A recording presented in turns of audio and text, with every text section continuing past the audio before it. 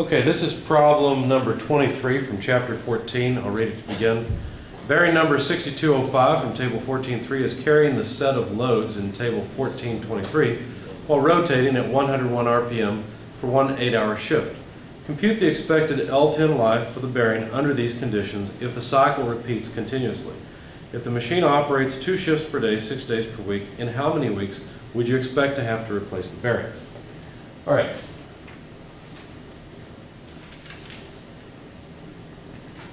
So the bearing number that we've got, that we've been given, is the 6205. Rotation speed is 101 RPM. And if you look up the 6205 bearing, you'll find the basic dynamic load rating, and that is on page 512. So at page 512, the basic dynamic load rating for that bearing is 3147 pounds force. So C is 3147 pounds force. Okay.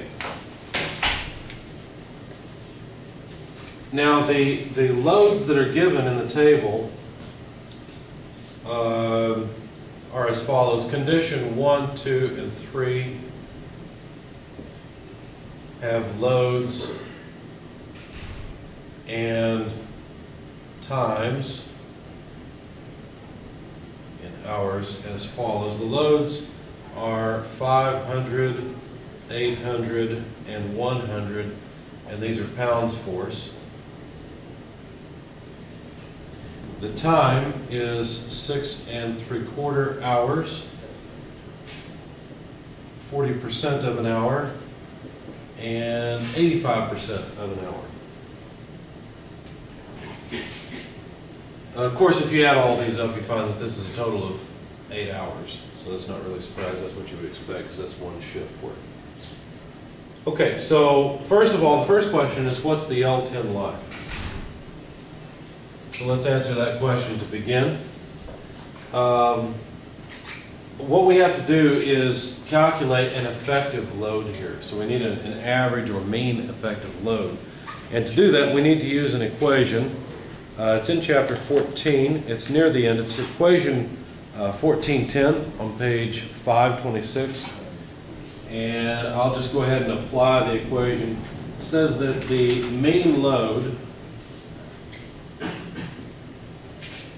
is calculated based on summing the loads to the power of P. And what is P? Well, P is just the same as K. It's just 3 for ball bearings and it's 10/3 for rollers. So it's the same thing as K. Why we're using a different symbol, I'm not sure. Just remember, well, I tell you what, I'll go ahead and write down the equation. Sum over I of F sub I to the power of P, N sub I divided by N quantity to the power of 1 over P. Okay? So anyway, we have to sum up all these things. So we've got a 500-pound load. It needs to be raised to the third power. It runs for a time of 6.75 hours. That's just one of the terms in the sum. Next, the ith load is 800 pounds. So we have to have 800 to the third power. It runs for 0.40 hours. I'm running out of space, so let me move down and break the line. The last one is a 100-pound load. It has to be cubed, raised to the third power. That runs for 85% of an hour. Now, those are the three pieces that are in this sum. We have to divide by N, where N is the total number of hours. So that's the 8 down here. Okay, that's a 6.75 plus 0.40 plus 0.85, which of course comes up to 8 total hours. Now don't forget, we have to raise all of this to the power of 1 over P, but P is just 3, so the 1/3 power. Anyway, when you combine this, what you find is that the mean effective load is about 508.1 pounds force. So there's the effective load, or the average load, or the effect of all this load. Okay, and that's all we need to do in order to calculate the load, so we don't need this table anymore. But we still haven't figured out the L10 life.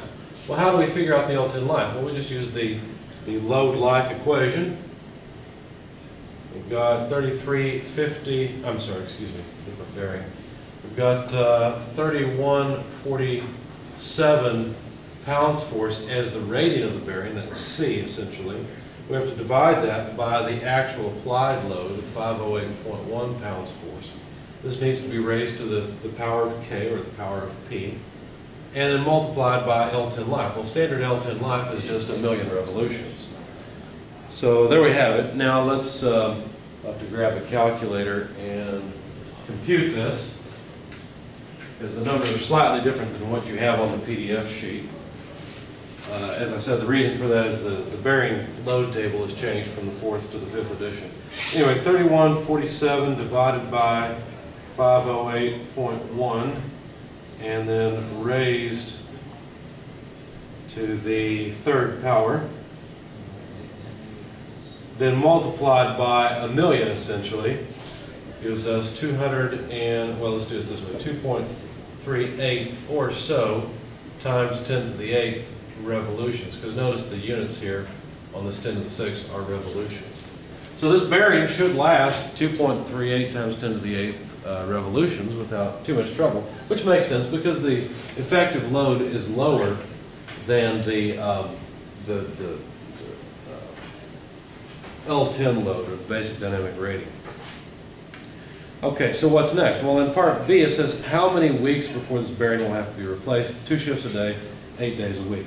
Well, this is pretty simple. We will just use, for part B, we'll simply use, I guess this comes over here, but we'll simply use the units to figure it out. There's an 8-hour per shift times 2 shifts per day, takes care of shifts, times 6 days per week.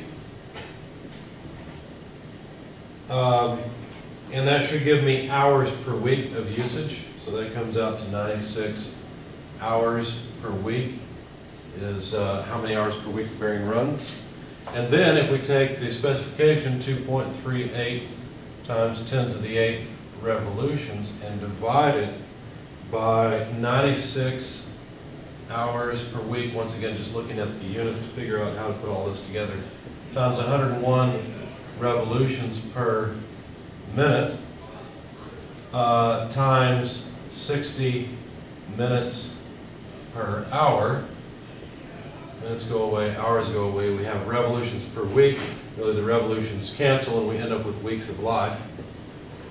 The number will be close to what I have in the PDF sheet. But I'll go ahead and calculate the correct number. Let's see, divided by 96, divided by 101, and divided by 60.